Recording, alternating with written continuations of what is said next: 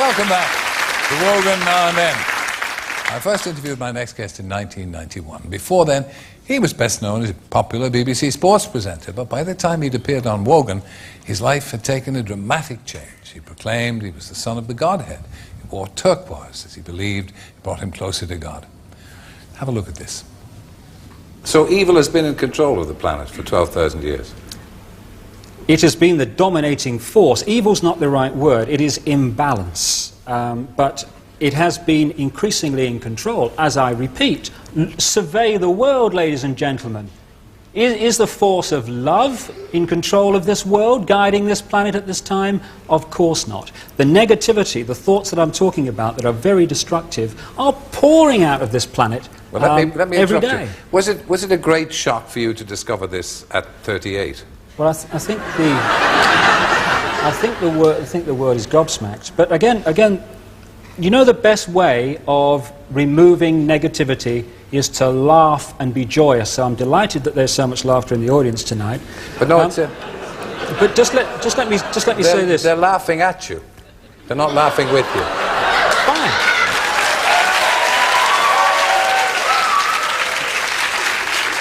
I didn't mean that to be hurtful. Terry. I don't want you to misinterpret it. They're not laughing in sympathy with you. So, while 15 years ago, he was ridiculed for his prophecies about natural disasters around the world, and now he has a controversial new view about who really is running the world. I'm delighted that he's agreed to come back. David Icke.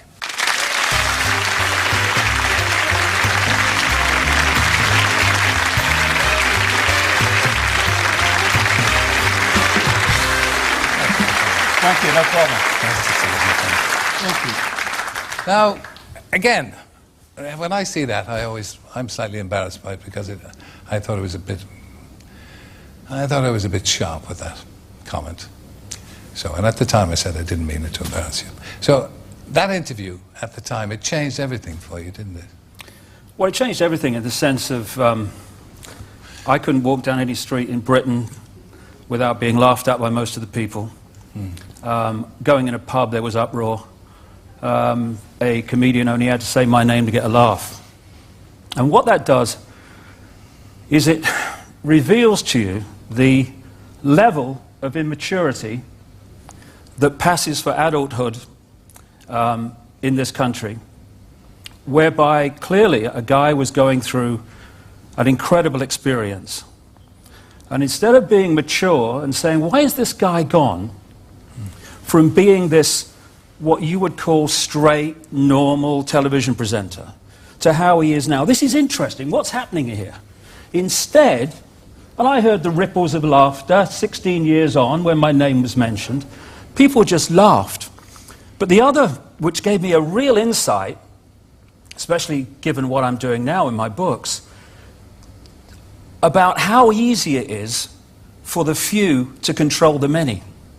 Because the many, you know, we laugh at sheep because sheep just follow the one in front. Ah, stupid sheep. We humans have out-sheeped the sheep because at least the sheep need a sheepdog to keep them in line. Humans keep each other in line. And they do it by ridiculing or condemning anyone who commits the crime, because that's what it's become, of being different. I had a choice, Terry, at that point. I could have ended up faced with that scale of ridicule and ended up shaking in the corner, or I could have said, as I did, laugh, condemn, I don't give a damn. This is me. And if you don't like me, well, that's bad news, because this is the only me there is. And I refuse to conform and be bowed by the ridicule. And what it does, Terry, when you step out of the little box of what will other people think, how do I put this in a way that people won't think I'm crazy, you then realize how small a box you've actually been living in. But you do understand that, and I know you do, that you did make yourself a target because what you were saying was outlandish. It was, by normal standards, outlandish and outrageous, very intense. Just have a look at this. What about eruption? When may we expect tidal waves, eruptions, earthquakes? Well, because of the nature of the way the Earth has been treated over a long period of time, a tremendous amount of energy has built up within the Earth that cannot get out. If it doesn't get out, bang. So this is going to be released in a controlled manner, as controlled as possible, through earthquakes, through volcanoes and such like. If they don't happen, this is not punishment. If they don't happen, there is no Earth. You see, you're still obviously bitter about people's rejection of your ideas. No, absolutely not. What I am is frustrated at watching Orwell's 1984 unfold in front of our eyes by the day, while people focus on who shot Phil Mitchell. That is frustrating, because my children and your children, thank you, are going to have to live, indeed, in the timescale, so are we, because we're living in it now, when the most basics of freedoms are being taken away. Yeah, and this is happening all over the world, and it's coordinated. Now, if people want to think that that's all happening by accident, please be my guest. I don't give a damn. But the evidence is that it's not. Eh? If it's controlled, it's not happening by accident. Who is controlling people or trying to control them? Well, there is a network of families that you can take back to the ancient world, to places like Babylon, Sumer, which is now Iraq. You can chart them through to Rome, where they were responsible for the Roman Empire and the creation of the Roman Church. God save us from religion, by the way. And then they came up into Europe to become the European aristocracy and royal families. Then through the great empires of Europe, especially the British Empire, but others too, these family bloodlines and the secret society network through which they manipulate themselves into power were exported all over the world. And then when the point came where the European colonial powers appeared to give independence to these countries, that was only on the surface. What actually happened was the family bloodlines and the secret society network through which they manipulate was left out in these former colonies, and they've gone on controlling them ever since. So what you have is a hidden hand where events are manipulated, like 9/11, which not just me, but endless other researchers now around the world have taken apart the official story. It insults the intelligence of a 10-year-old.